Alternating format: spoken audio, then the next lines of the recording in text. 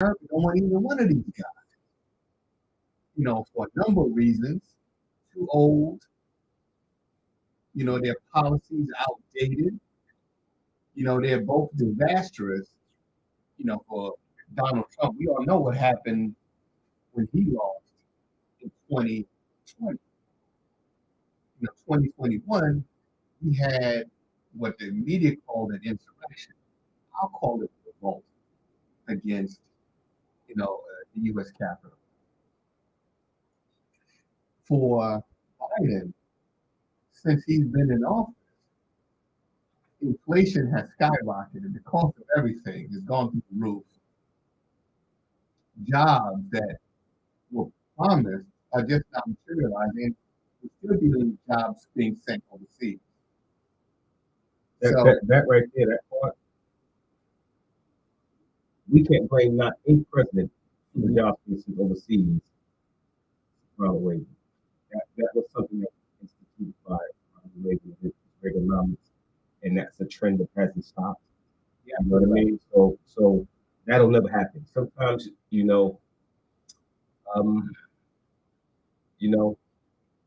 sometimes you can't replug the dam you unplugged. I think what the government can do is make it easier to do business in this country. And we have done that for some businesses for so long that we have major corporations that don't pay a dime in tax. Absolutely. Small businesses you see going out left and right. All the time, every day. Especially after the pandemic, right? Oh, man. Listen, Ron, you don't know how it makes me feel every Saturday morning when me and you get down here, me, you, and Roman, and I walk up and we open this door and we walk here and turn these mics on and we sit behind here and tell our story. You don't know how good that makes me feel. Because guess what? We survived it, man. See, I can only imagine. You know what I mean? We survived it. And even when times got rough and I literally had to ring the alarm and say, hey, I need some help. Right. To keep my doors open. Right. You was one of the first persons that actually stepped up and said, hey, bro, I'm making a donation to the station to keep the doors open. Well, that's what we got to do for one another. You know what I'm saying? So I know what it's like in a situation with a business in struggle. Because guess what? I looked to do the right thing with all the loans that was going out and all of the stuff, being afraid to be stuck with a tab that I knew I might not have been able to pay back. Right. This was before they came with all the forgiveness stuff. Right? I didn't take advantage of that stuff. You know what I mean? But hey, it's tough, man. That's all I gotta say. It's tough. It absolutely is tough, and it's the small businesses that suffer. Yeah. That is basically the backbone of the economy, small business, right? But the government has shifted its focus to major corporations. And because of that, because the major corporations in the country don't pay taxes, it has, of course, shifted to small businesses and working class and poor people. And I don't care who gets elected, Trump or Biden, if either one of them, that's not going to change. That trend is going to continue. But I was looking at some polls, and for Biden right now, his polling numbers, he's at about 40%. That's his approval rate. That means 60% of the electorate does not want Joe Biden to run. Right. For Donald Trump, he was somewhere polling around 36, 37%. It was only after he was indicted on 34 felony charges that we saw a spike. So now he's up around 53, 54%, I guess, amongst likely Republican voters. But again, this is after a 34-page indictment was unsealed. Before that, he was kind of languishing in the 30s. So America does not want these two guys. So why is it that's what we're forced to accept? I mean, with these two guys, both of them damn near 80 years old. Now, listen, to me, it's not about if you can still do the job. You could be 100 if you're still effective at it. But for Biden, I don't know how effective he is anymore. And the same thing for Trump. Well, in my opinion, this I would like to see someone younger in the office. In fact, I would like to see younger people in Washington running the country in general. I believe that there should be term limits, as well as mandatory retirement age. I think that there should be no politician sitting in office past 70. Right. 70, even if you said 75, which is the max number. Right. But I would say 70 years old also retirement. Just like in the music industry, what I realize the major corporations, once you hit, I believe, 70 years old, they retire you, or they retire you to another position, and you're not running the company anymore. Well, so many occupations have mandatory retirement ages, right? Yeah. We have a shortage in this country of airline pilots. Well, for the most part, at age 60, airline pilots are forced into retirement. Some of them can go fly general aviation, but in terms of flying commercial, it's over pretty much at 60. They may have raised it a couple of years because of the shortage, but the point is mandatory retirement ages for politicians, it doesn't exist. Joe Biden has been here since 1972. It needs to happen because you know what? Politicians aren't realistic people.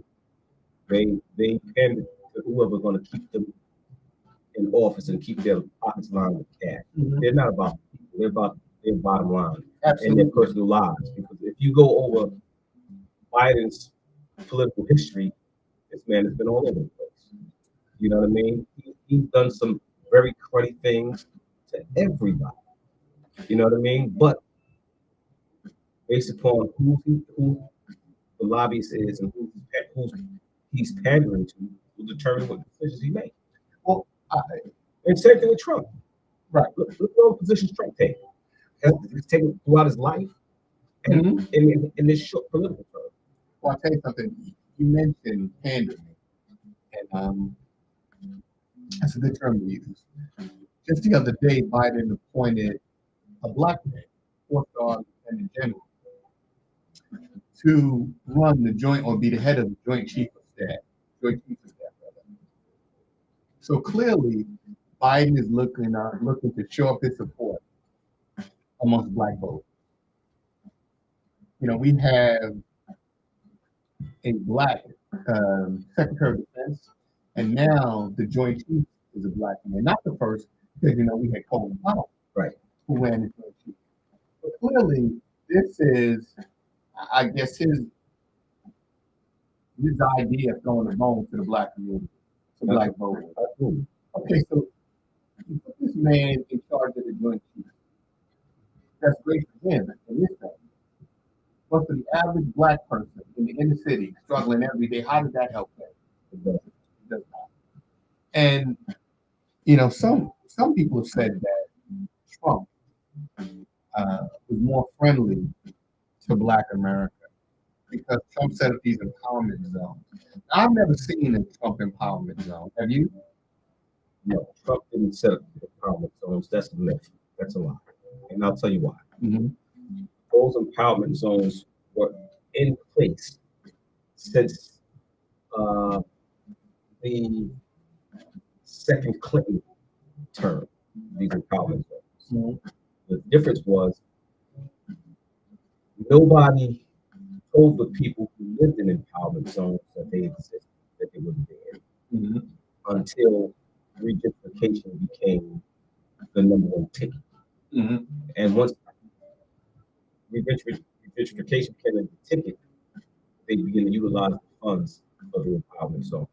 Like, for instance, places like Allentown, Pennsylvania. Right. You see what's happening in Allentown. Oh, yeah. Right? Well, Allentown's an empowerment zone. Oh, is it? Yes. Okay. Yes. So all those row houses and stuff were purchased for dirt cheap, raised, razed, and destroyed, and they built these beautiful apartment buildings. Mm-hmm. And they did what? Priced the local people right out of the community. Well, that happens every You know time. what I mean? So guess what? The money was always there. From, like I said, from the second Clinton administration, that's when all this stuff was allocated. That's when those lines were redrawn. You know what I mean? Because Clinton had to pander to minorities. Mm-hmm. So he set these things in place, but nobody was listening because, you know, we were still dealing with the crack era and all this other stuff. Mm-hmm. You know what I mean? Nobody had the vision to see that all these drug-infested communities would become gold mines. You know what I mean? So nobody wanted it, right? Right here in Stroudsburg, Pennsylvania, Mm-hmm. is an empowerment zone. Where is that? Right here in Stroudsburg is an empowerment zone. Believe it or not. You know, I haven't seen here in Charlotte. I haven't seen much in the way of development. Well, it's well, first of all, you're not going to see it on the scale that you've seen it in Allentown. Because the demographic is different on one hand, and also the people who own the land are content with the way things are. Mm-hmm. But if you notice, the high-rise apartments are starting to come in. I do see some luxury apartments around the area. They're starting to come in, right? And the price tag is up there. The price tag up there. Not only that, also in these empowerment zones, you got to realize it's not only for residential; Mm-hmm. it's for commercial too. Okay, you know something? Going back to Biden for a second. So, every president has their signature piece of legislation. Right. For Biden, it's probably going to be the infrastructure bill. Mm-hmm. What he did was allocate hundreds of billions of dollars to repair America's crumbling infrastructure. Mm-hmm. And to do things like provide transportation, or upgrade the transportation system. So we are slated now to finally have a train. But of all this money that has been allocated, I don't really see much happening. You know what I mean? I guess in some areas where they have more aggressive representation, you might see more money coming into that community, repairing things like bridges and roads, upgrading the airports. But we don't see that here in this area. And I mean, there are so many other areas that are suffering, right? That do not see an impact from all of this money. So it makes you wonder, where's it going? And I'm not trying to beat up on Joe Biden. Well, but you also have to understand that, you know, the money's allocated to the state. The state allocates the money to the local municipality, right? And sometimes that money just sits there, and they don't do nothing with it. Mm-hmm. They use it. At some point, it kind of become part of their discretionary funds for their pet projects. Wow. You know what I mean? So they'll use a little bit for roads, right? They'll use a little bit for bridges, but they're not doing it on a grand scale because guess what? What they don't want is Northeast Pennsylvania to become a New York City, where you done fixed it up so nice now that, you know, migrants are starting to be sent here or want to come here. You know what I mean? So it's a whole lot of things involved with why a lot of stuff don't get done. But I'll tell you something, right? I'm not saying now that's just my opinion. Yeah, but I'm not saying we need to be on the scale of New York. Clearly, we do not. However, in this area, students graduating high school, even college here, they have to leave this area to find opportunity. The opportunities here in this area are few and far between. And now we're talking even with all this money that's been allocated for infrastructure. What we should see is hiring in the trades, like construction, stuff like that, to repair the roads. They're doing some work on 80, but we're not seeing hundreds of $1 million being spent. We're seeing some improvements on phase of 308 or whatever, right? And I know for the last several years they kept redrawing 611, 2 lanes down to 1 lane, and then they'll close a lane and resurface, but that's it. That's how they utilize the money and keep the progress or the progressiveness of the community. They use the money, they line the local construction companies and businesses with cash to do it. They keep the money in the family, so to speak. And they say they did things that they really didn't have to do or didn't do to the best of the ability or what those countries do. Just like the train been coming. I've been here for 22 years. Right. And one of the selling points when I built my house up there was the train. Well, you know what, they got us all with that. You know what I mean? They got us all with that. And I mean, I've been here almost 28 years. Mm-hmm. And I heard that when I came looking that the train will be coming any day now. And here we are nearly 30 years later, and we still don't have a train. And again, the money's been allocated for infrastructure, which includes transportation. And we're not seeing it. The last story I heard, the money's there. The issue has been liability of the bridge between Pennsylvania and New Jersey.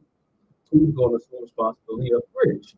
That's what they were saying the holdup was, liability of the bridge. And I'm like, come on, really? That's ridiculous. Then I heard the story about all the clout that the March family had prior to Trailways purchasing them. Mm-hmm. And we know the power Trailways have, the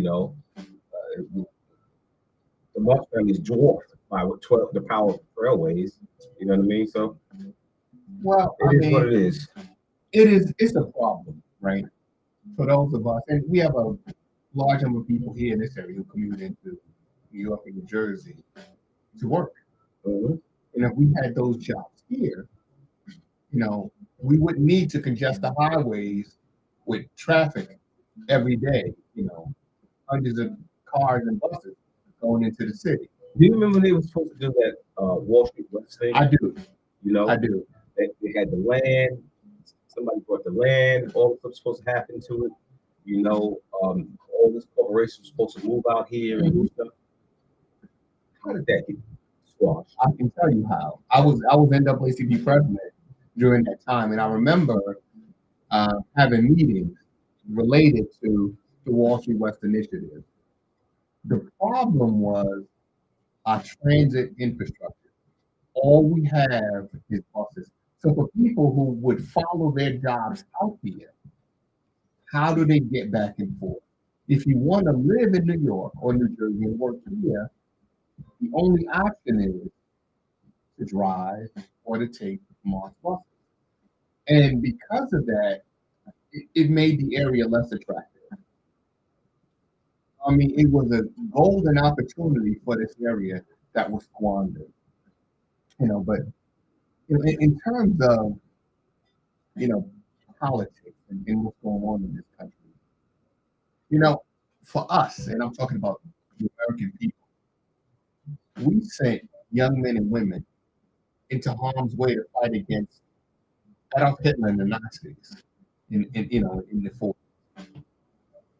We did that because Nazi terror was spreading across Europe, parts of Asia, Africa. We were watching on the news at the time how the Nazis would burn books and would ban books. Sounds familiar. And here we are. We're the ones now banning books. The young lady who is the poet laureate that spoke read a poem that she written at Biden's inauguration. She wrote a book. Florida wants to ban her book. What is it in her book that is so offensive that it needs to be banned?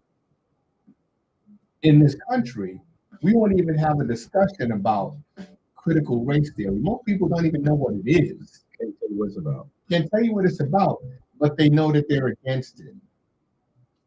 And then, something that I saw yesterday, actually, a mutual friend of ours sent me a photo of Russell Westbrook.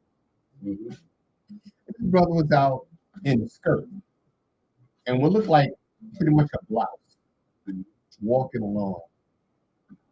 And, what happened to black men? What happened to, for guys of our generation, right? You would never see a proud black man walk in the streets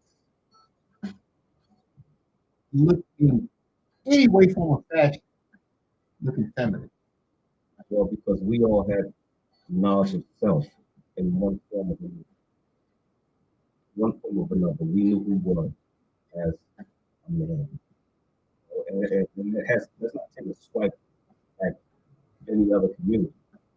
But as a man, we knew the struggle was, and we were not going to show any sign of weakness. You know what I mean? Mm-hmm. We were going to be men amongst men all the time, ready to go. Well, look, just being completely honest and open, do you think the LGBTQ movement has gone a step too far? Yes. Women's live? Yes, absolutely. I just look at your TV commercials. Well, there is a, I think it's Target, lost $9 billion recently because of pride wear. They pulled it all up. It's geared to children, right?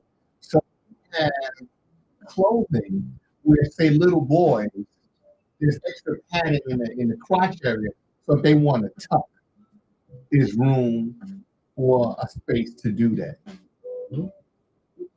Wait a second now. We're talking children's apparel.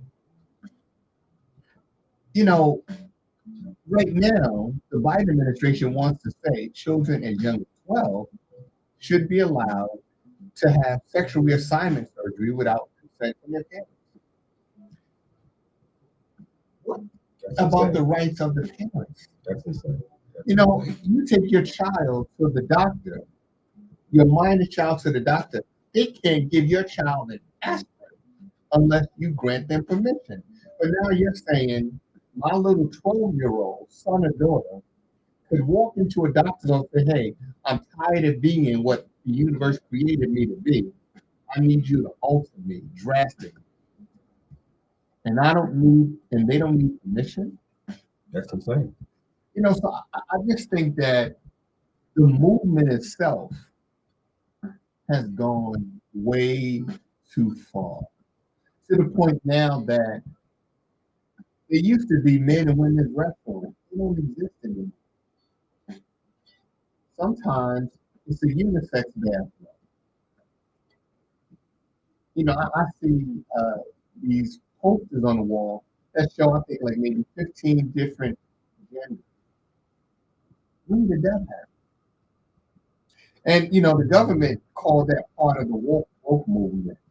Well, that's their definition of it, being woke, right?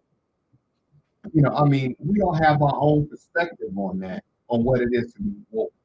And to me, it has nothing to do with LGBTQ at all. To me, it's a state of awareness. And, why the government would want to purposely keep you from being aware, obviously, they have their reasons. If you think and you reason, there are so many things you simply will not accept. And as long as they can keep you in a perpetual state of being unconscious, they can do whatever they like. And that's what's happening in this country.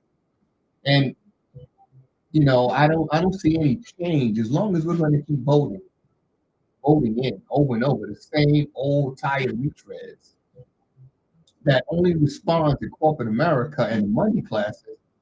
What do we expect to happen? Well, as they say, they grease the skids for us because you know what? We are like cattle. You know what I mean? Unfortunately, we have become like cattle to the politicians, and the parties are the butchers. You know what I mean? And and especially the Republican Party right now, because I watched a video. I just watch a lot of videos, and it had nothing to do with politics. But I saw this video about the slaughterhouse. They were talking about humanely slaughter of cows. How we use these animals for food, right? And I watched this video, right? And I said, "Wow, that right there is the Republican Party right there." You see what Trump says, you hear what he say, you see what he do, yet we keep following.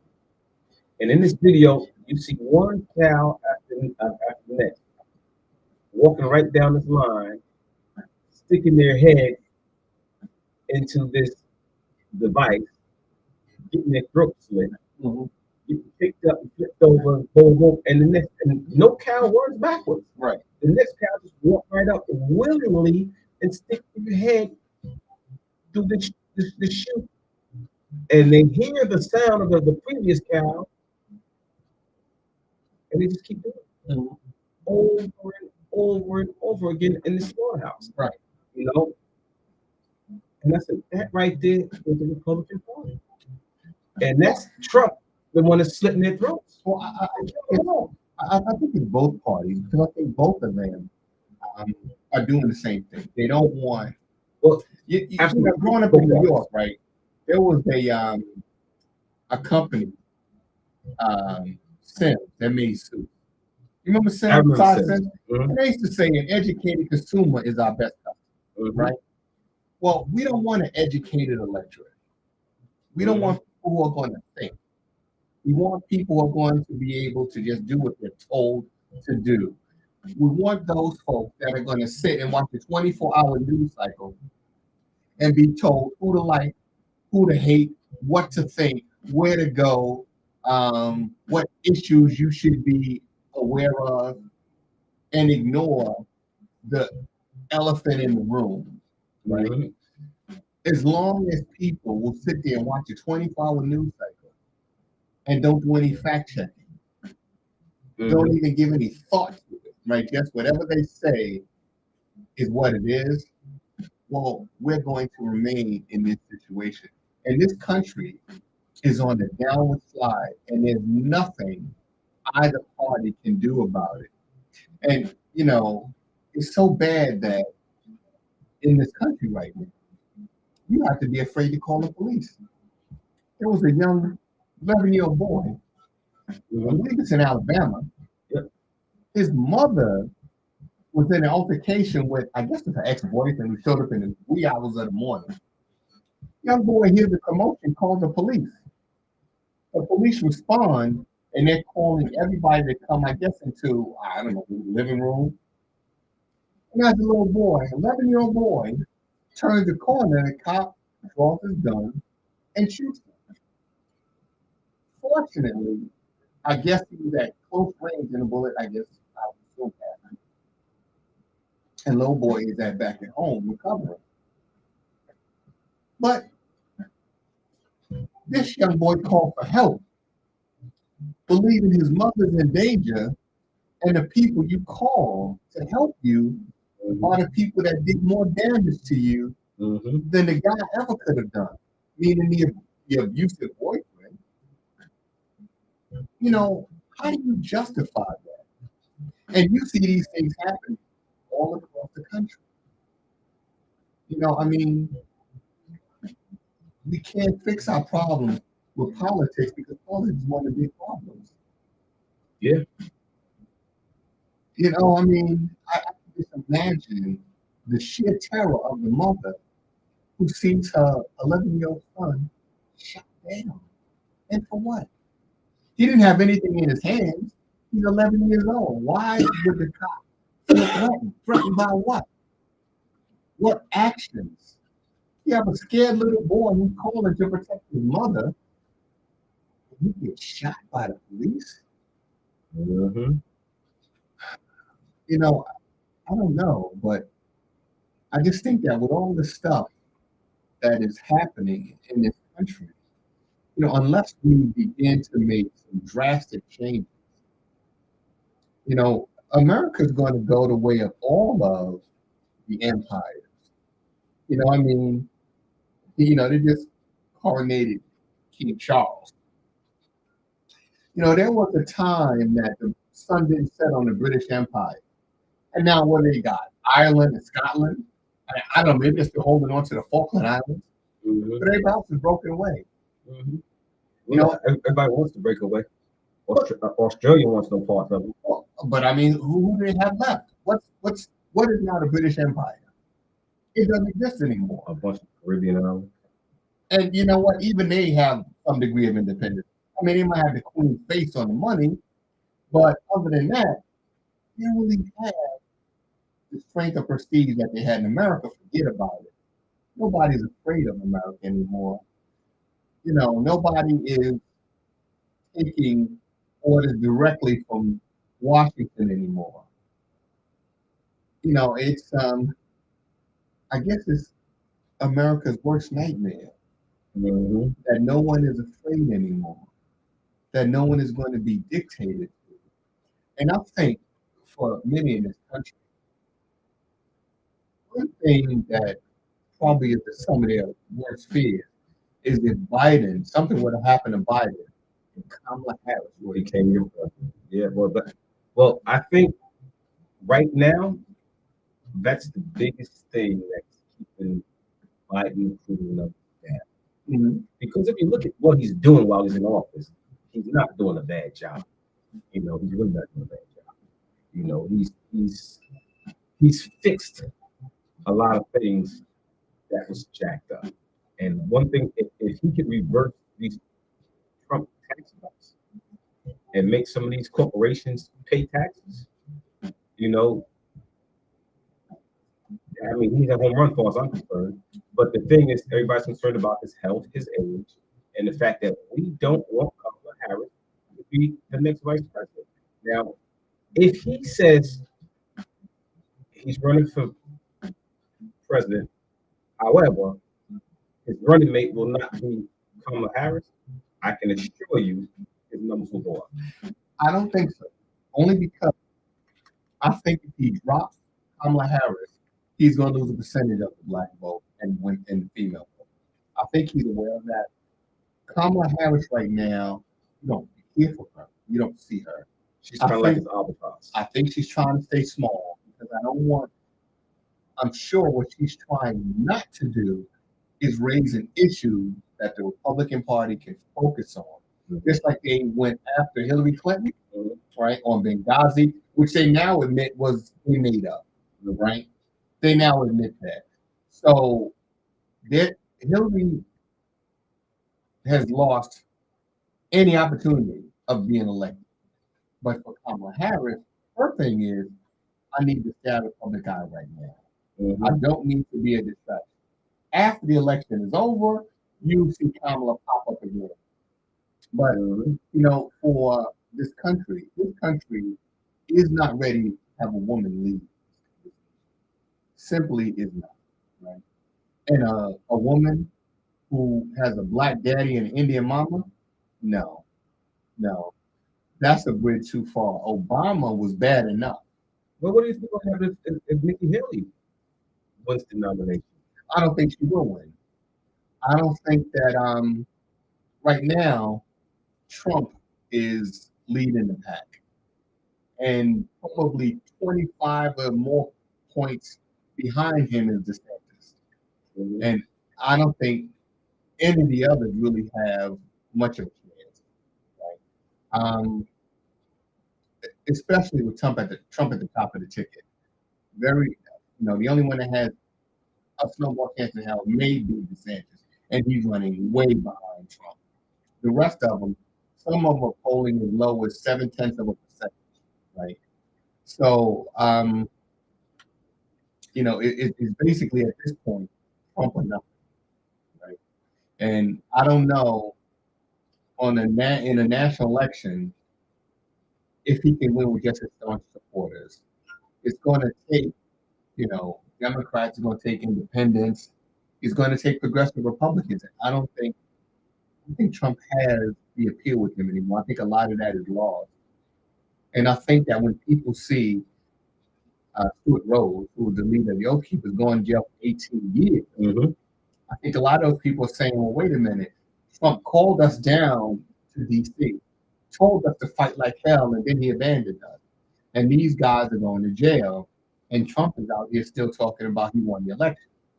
So I think that he's lost a lot of appeal with moderate Republicans, with Democrats who would cross over, and with independents. He's not polling very well. Yeah, but if things don't change, we're looking at essentially a rematch, between these two. And again, a country of this size, why is it comes down to two people, usually two white men, one Republican, one Democrat, year in and year out. Don't we have any other choices in this country, any other voices? Let's be realistic.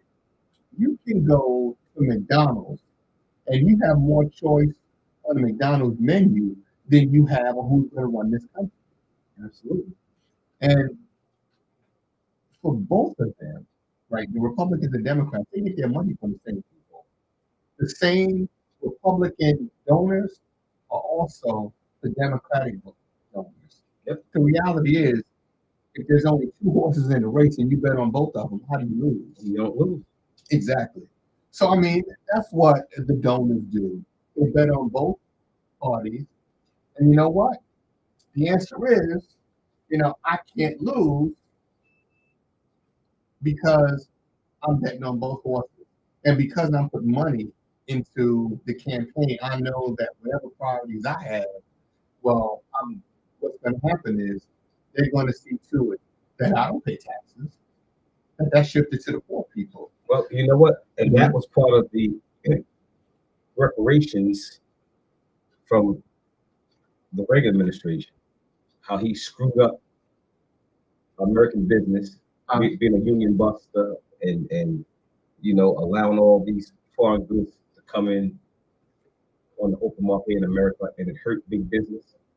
Well, when the trade-off was, okay, they changed the tax laws for all these companies that lost all this money. And that's why we're in that place today where big corporations don't pay very little taxes. Well, a lot of people still revere Ronald Reagan, because they said he was a great communicator. Ronald Reagan was a lot of things, but a communicator, I don't know. He was a great actor. He was an actor, yes, right? He actually, and he was the head of the Screen Actors Guild.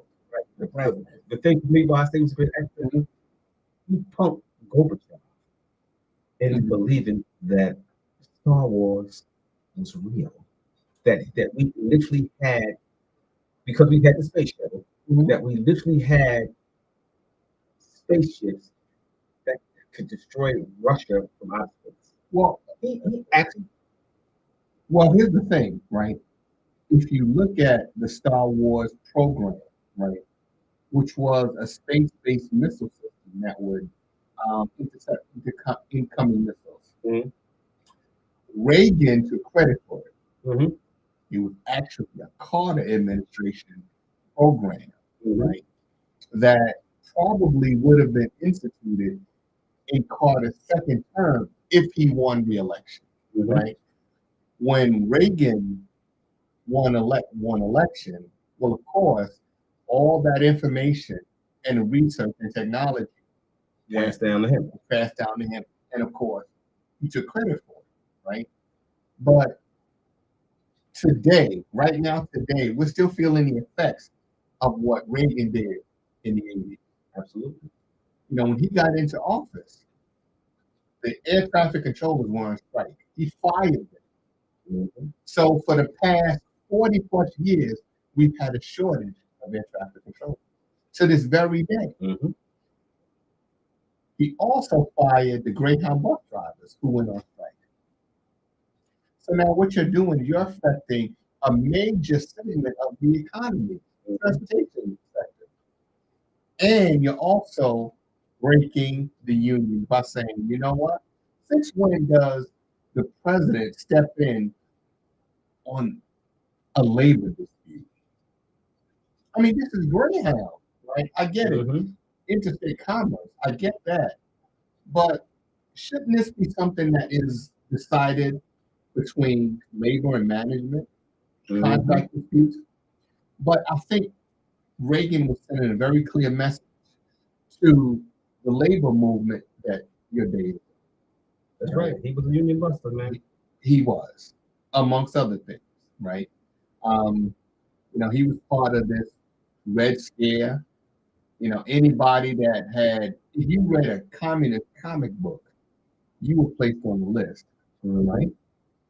So, you know, he was one of these guys that always played this so-called all-American guy. But for somebody like Ronald Reagan, he was the governor of California when the Black Panthers fought.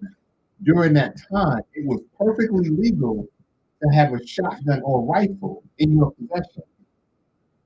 And nobody said a word about it until the Black Panthers showed up at the State House with their rifles and shotguns. All of a sudden now we need to change these laws, and we need to change them now. So we need to disarm the Black Panther Party. And I think it's important that people understand it is the Black Panther Party for self-defense.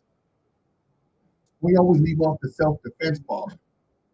But that was the actual name, the Black Panthers for self-defense.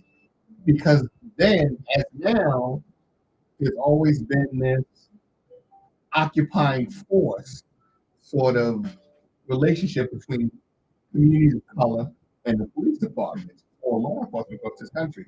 And it still exists to this day. I mean, we just talked about an 11-year-old boy shot in his own house for no other reason than being a Black kid in your home. You know, there's no way to justify this officer's response. Shooting an 11-year-old kid, you know, and we see these things happening constantly. I read an article, I guess 2 days ago. An officer in Australia went to a nursing home. There was a 90, I think she was 95, a 96-year-old woman with dementia. The officer decided the best thing to do would be to tase her. The woman died. 96 years old? How did she pose a threat to you? Mind you, she's in a nursing facility. So the nursing home has her history. So he must have been told, hey, officer, this woman suffers from dementia. Do you tase somebody who has dementia? Who doesn't respond to you simply because they don't understand they have dementia? You're right. You know, but that's what's happening in and around our planet. And unless, you know, we begin to wake up and disregard this government nonsense or what's a woke movement, you need to wake up and be aware of what's going on and begin to have a voice other than just going to the polls every 4 years and think you change something. You need to be vocal all day, every day. You need to get some of these local elections, school board, you know, whatever community-based political opportunities are available, you need to be there. You need to know who these people are. You need to know their position. I saw a video somebody posted on, I guess it was Instagram, a woman here in East Stroudsburg is running for school board. She was talking about CRT. Had no idea what it was. Had no idea about its origin or what it stands for or was against it. And, outspoken. Somebody challenged her on it. And she said, well, I was advised so you can come to this meeting. Well, how are you going to get elected if you're not going to come to these meetings and let us know who you are and what you stand for? Oh, that's what we need to be doing. You know what I mean? We need to be aware of what's happening in this country, and we need to be proactive instead of reactive. Because that reactive sort of mentality only sinks us deep into the hole. So, folks, it's always a pleasure to be here with the mastermind, kicking it back and forth, and have you join us in the studio. So we hope to see you here again next Saturday. Hopefully, my partner in time, Romaine, will be back. We'll have some other interesting topics that we can talk about. But until then, I hope you have a wonderful Memorial Day weekend. Enjoy yourself. See you next Saturday.